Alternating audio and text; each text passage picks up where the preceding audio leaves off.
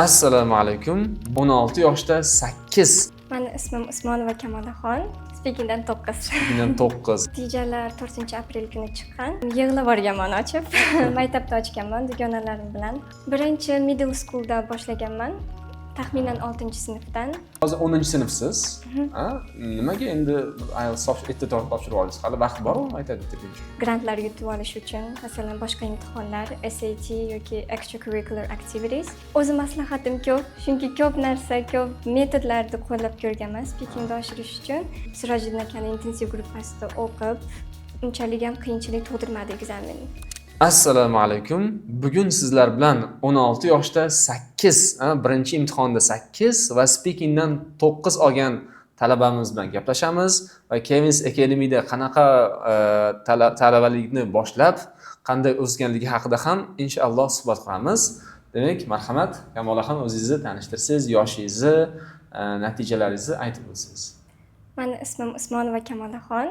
Men 16 yoshdaman va IELTSdan overall 8 olib chiqqanman. Mashaalloh. 16 yoshda 8. Va bu birinchi imtihoningiz, Birinchi marta. Qoyil. Speakingdan necha dedingiz? Speakingdan 9. Speakingdan 9. Qoyil maqom natija. 9 o'zi ancha-muncha insonga orzu, o'zimizga ham orzu aslida va Farg'onada yagona. Biz biladigan birinchi 9 Farg'onada. Qoyil. Endi IELTS natijangizni birinchi ochganingizda qachon chiqdi o'zi natijangiz aslida? Natijalar 4-aprel kuni chiqqan. 5 kun oldin chiqdi. Birinchi natijangizni ochganingizda reaksiyangiz qanaqa bo'ldi? Reaksiyam yig'lab borganman ochib. Maktabda ochganman dugonalarim bilan. Hammamiz kutganmiz, rosa xursand bo'lganmiz va birinchi ochganda men faqat overallga ko'zim tushgan xolos. Faqat 8 ni ko'rganman. Ifsho. 9 bo'lsa o'sha keyin sectional score'larni ochib ko'raychi deganimda, undan keyin bilmaganman. O'zingiz kutganmisiz? Mana shu 8, speakingdan 9 ni kutdingizmi o'zi? Mana shunaqa skor olaman deb o'yladingizmi? Speakingdan 9 ni kutmaganman. Mock imtihonlarda to'g'ri oxirgi marta 3 marta 8,5 chiqqan, lekin birinchi urinishda imtihonda under the exam pressure speakingdan 9 chiqishini kutmaganman. Mashaalloh. Demak, kutilmagan natija bo'ldi. Rosa ota-onangiz ham rosa duo qilib shekilli-da. Yaxshi. Ingliz tilini birinchi qachon o'rganishni boshlagansiz va qanaqa qilib o'qigansiz? Qayerlarda o'qigansiz? Birinchi middle schoolda boshlaganman. Taxminan 6-sinfdan. Boshida o'zim uyda o'qiganman. Akam, opamlar meni o'qitishgan. Basic grammarga, keyin bo'lsa pre-intermediate levelda Kevins Academy'ga qo'shilganman. Bu demak 7-sinflarda Kevins Academy kelgansiz. Hozir 10-sinfda boshidasiz, demak, deyarli 0 dan Kevins Academy o'qigansiz desak ham yolg'on bo'lmaydi. Yaxshi. 7-sinf bo'lsa 3 yil oldin kelgan ekansiz, 2,5 yil oldin kelgan ekansiz bizga. Yaxshi. IELTS topshirishga o'zi nima turtki? Hozir 10-sinfsiz. Nimaga endi IELTS topshirib oldingiz? Hali vaqt bormi maktab bitirguncha? Erta topshirganim sababi men уже в принципе tayyor edim topshirish uchun va IELTSdan tashqari boshqa narsalarni ham qilish kerak universitetga grantlar yutib olish uchun, masalan, boshqa imtihonlar, SAT yoki extracurricular activities. Shuning uchun boshida IELTS bilan boshqa examinationlardan qutulib olsam, keyin o'sha extracurricularni olib ketib universitetga topshiraman. Yaxshi. Ertaroq olsangiz, qolganlarga ko'proq e'tibor berasiz, juda ham yaxshi. Endi siz natijalaringiz yaxshi natijalar, 8,9. Eng yuqori natijangiz demak speakingdan ekan. Ya'ni talabalarga, speaking IELTS topshirayotganlarga, shu speakingdan yaxshi natija olmoqchi bo'lganlarga nima maslahat berasiz? Xo'p, o'zi maslahatim ko'p, chunki ko'p narsa, ko'p metodlarni qo'llab ko'rganman speakingni oshirish uchun. Bitta narsa, ko'pchilik bilan o'qib, men o'zim ko'rganman, to'shda ko'pchilik gapirayotganda emotsiyalarini ko'rsatmaydi. Просто robotic speech bo'lib qoladi.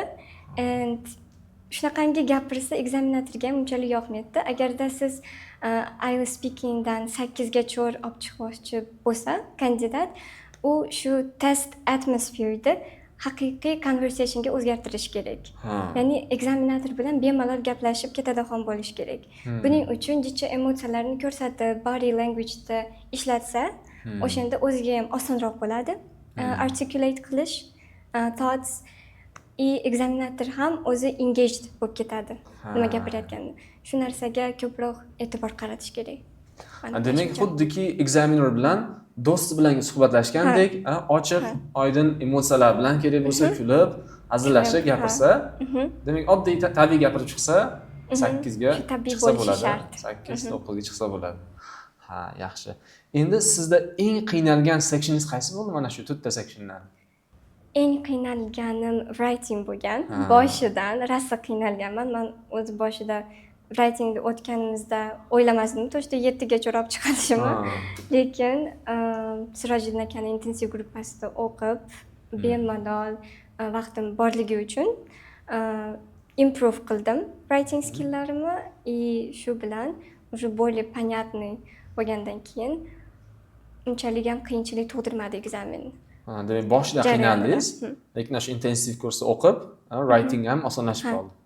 Endi readingingiz ham 8.5 chiqibdi. Reading ham ancha yaxshi. Bunga qanaqa qilib erishdingiz?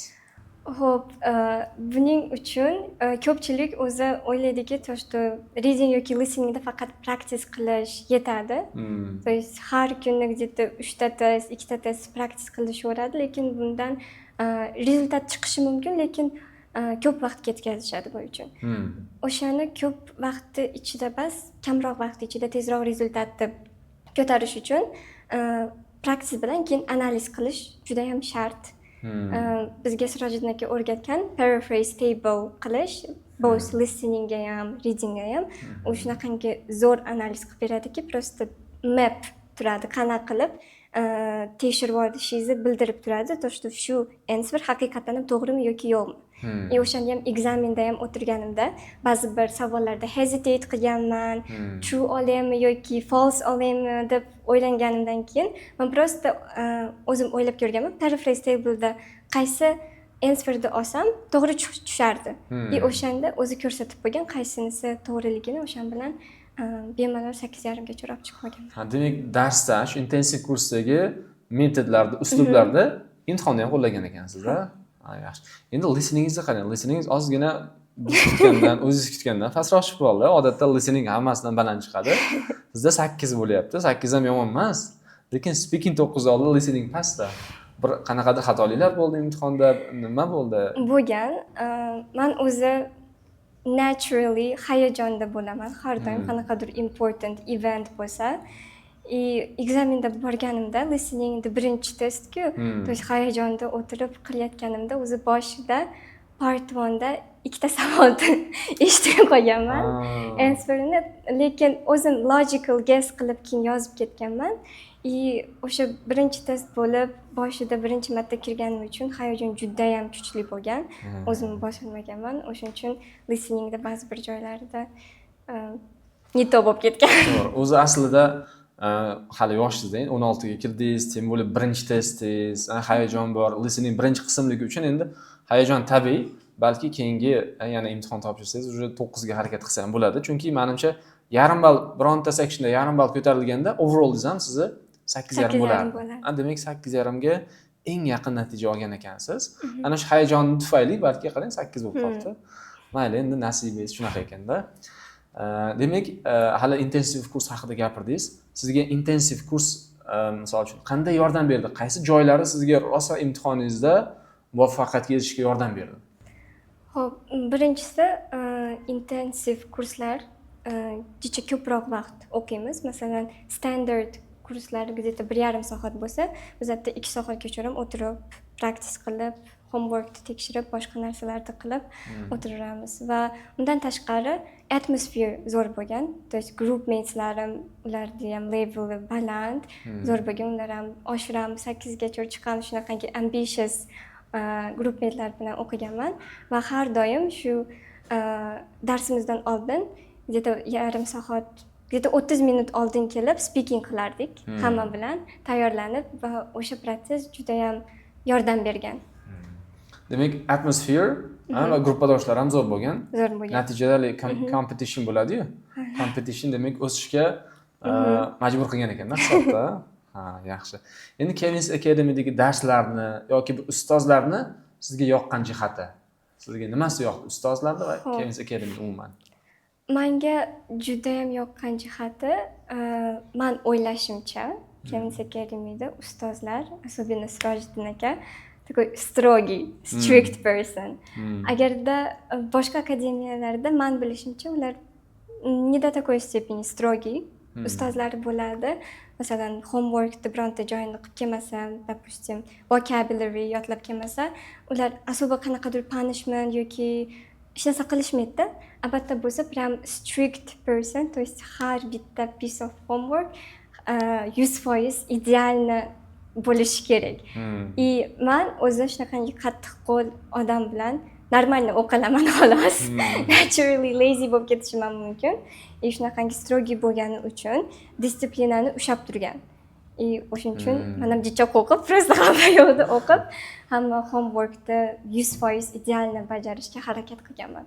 Shu joyi juda ham yoqqan, chunki haqiqatan ham shu narsa juda ham yordam bergan. To'g'ri. Aslida strict bo'lsa talabaga yoqmaydi-yu, lekin o'ziga foydali-da. Ha, foydali. Haligi aytishadi-yu, ustozing zolim bo'lmasa, talaba olim bo'lmas dedi-yu. Demak, ustoz sal qattiqroq bo'lsa, talaba o'zi aytyapsiz, bo'lmasa yalqovlashib ketamiz. Nafsimiz bor. To'g'rimi? Yalqovlik tomir tortib qolsa, undan o'qimay qo'yamiz.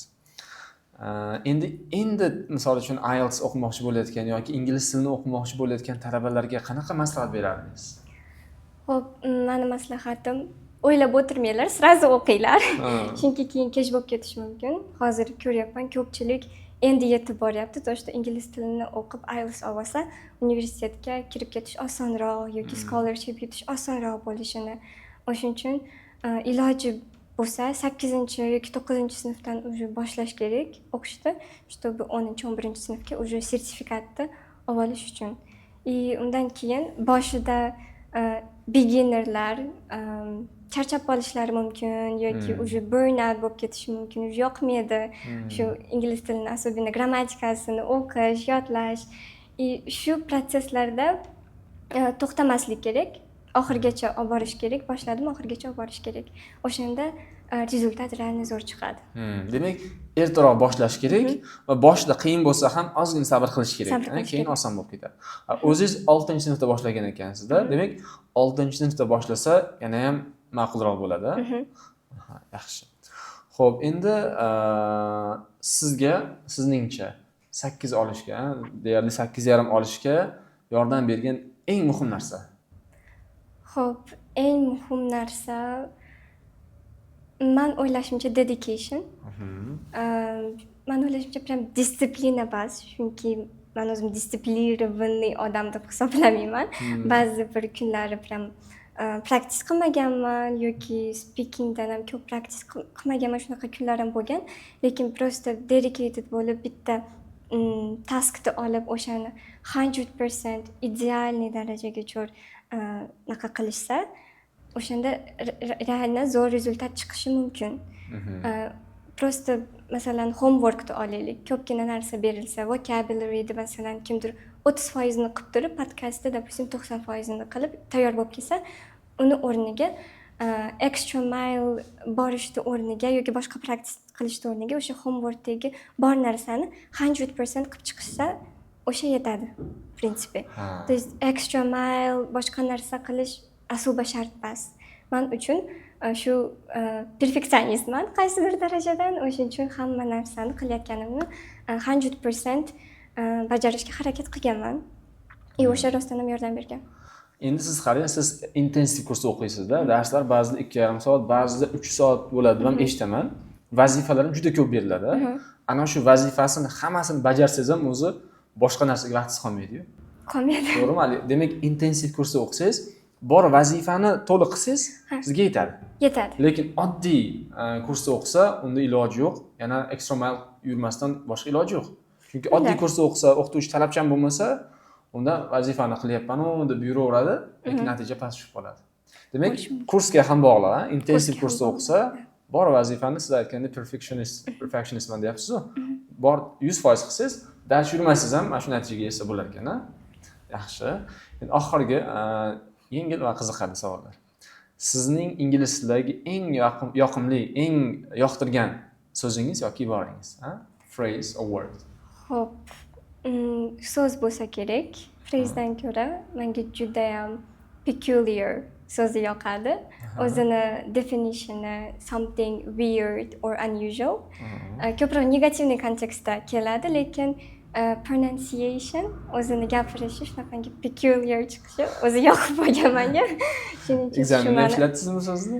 Yo'q, ishlatganim yo'q. Yoqtirgan so'z ishlatmamizda. Tushunarli. IELTSga tayyorlanishda sizga yordam bergan film, kino yoki bir kitob. Hop, film basu serial. Bitta bor Gilmore's Girl deyiladi. Unda вообще ko'p sezoni, lekin bitta zo'r narsasi shu serialda har bitta seriyasini tushunish juda ham oson. Undan tashqari ko'pchilik biladi, bizda collocations book bor. Почти hamma ishlatadi. Men o'zim sezganman, imенно shu serialda o'sha collocationslarni ko'p ishlatishgan aktyorlar. То есть shu serialni ko'rib turib, уже kandidat bemalol tushunadi, qanaqa qilib shu collocationslarni naturally ishlatishdi. O'shanisi zo'r bo'lgan. Tushunish ham prinsipi oson. Shu. Yaxshi, demak Gilbert Girls. Gilmore's Girl. Gilbert's Girl. Aha. Yaxshi, bu kinoni ham opsiyalarda qoldiramiz o'qib olishlik uchun. Xo'p, yaxshi. Keyingi savolimiz. IELTS'ni olganingizdan keyin birinchi qilgan ishingiz. Natijalari chiqdi. Nima qildingiz keyin? Birinchi qilgan ishim bu ustozimga jo'natganman. Screenshotini o'zi ertalabdan beri kutganmiz, hali chiqmadimi deb hayajonda bo'lib, keyin bo'lsa undan keyin ham boshqalarga ham jo'natganman, ota-onamga, opamga, gruppalarga, boshqa dugonalarga hammaga jo'natib chiqaman. Keyin bo'lsa tabriklarni olib, rosa faxrlanishganmi ustozlaringiz, ota-onalaringiz? Rosa faxrlanishgan. Ular ham xursand bo'lib, o'zi bilardik 9 olishini deb o'tirishgan, o'zim kutmagandim. Yaxshi. Endi hozir 10-sinf ekansiz, keyingi yil 11-sinf bo'lasiz. Maktabni bitirganingizdan keyin qaysi universitetda yoki qaysi davlatda o'qimoqchisiz? Xo'p, hozircha Amerika yoki Yevropa davlatida o'qimoqchiman. Iloji bo'lsa ikkala davlatga ham topshirishga harakat qilaman. Universitetni hali tanlamadim, lekin yo'nalishim International Relations. Shu yo'nalishga topshirmoqchiman. Diplomat bo'lasiz ekan-da. Harakat qilamiz. Yaxshi, Alloh xayrlisini bersin. Yaxshi, bo'lmasam bugungi intervyumiz mana shulardan iborat. Endi ustozlarga bir rahmat aytmoqchi bo'lsangiz, talabalarga bir motivatsion so'zlaringiz bo'lsa, marhamat. Foydalanib qolishingiz mumkin. Albatta ustozimga kattakon rahmat, Sirojiddin akaga va вообще Chemistry Academy'da xodimlarga kattakon rahmat, chunki imенно shu yerda noldan boshlab o'qidim va shu darajagacha yetdim. Juda ham zo'r metodlar, juda ham zo'r o'qitishadi va aytganimdek strict teachers shu joyi juda ham yoqqan. Endi bo'lsa IELTS topshirmoqchi talabalarga bo'lsa, menga o'xshab hayajonlanmanglar. Test listeningni yaxshi eshitib, practice qilib, praksisdan tashqari analiz ham qilishni unutmasin. Ko'pchilik va speakingni ham ko'p practice qilishsa, mana bemalol endi 9 bo'lmasa ham qancha 8 gacha, 8,5 gacha olib borsa bo'ladi. Bo'ladi.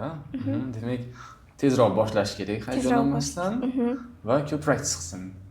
Rahmat. Juda ham katta, juda ham kerakli maslahatlar bo'ldi. Keyin ustozingiz strictligi ham sizga rosa foyda berdi, chunki qayta aytyapsiz bu holatda. Yaxshi, demak, sizlarda qo'shimcha yana savollar bo'lsa, bir takliflar bo'lsa, kommentariyalarda qoldirsanglar, balki bu intervyuni inglizcha qilarmiz.